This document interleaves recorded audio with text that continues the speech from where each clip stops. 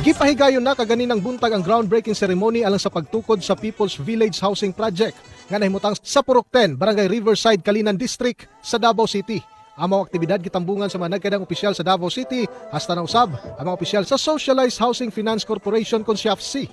Pinasahi ang mamahimong klase sa maong pabalay, sanglit condominium type kini o vertical ang porma sa maong housing project. Matag unit, adunay gidakon nga 36 square meters, nahimutang kini sa 14.2 hectares nga luna sa usa ka 3-story building. Butangan kini og 72 ka mga condo type housing unit. Ay tayo po'y magkatulong-tulong at nang mapabilis po, mapadali at maayos po ang pagsasagawa po nitong ating proyekto. Nausab kining giduso kaniadto ni kanhi Pangulong Rodrigo Duterte ug former Davao City Mayor ug Vice President Sara Duterte.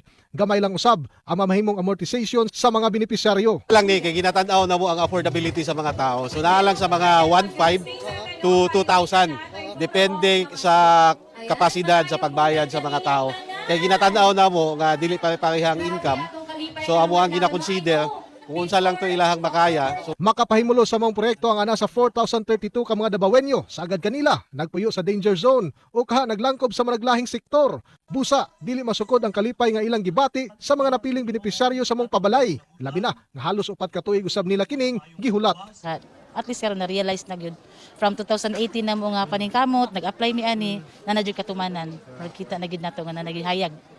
Target nga mahuman ang mga proyekto sulod sa 3 ka tuig, dinhimo ng first phase sa mga proyekto sulod sa 8 ka bulan. Gawas sa mga balay, dunaw sab kini amenities sama sa basketball court, park, multipurpose building ug uban pa.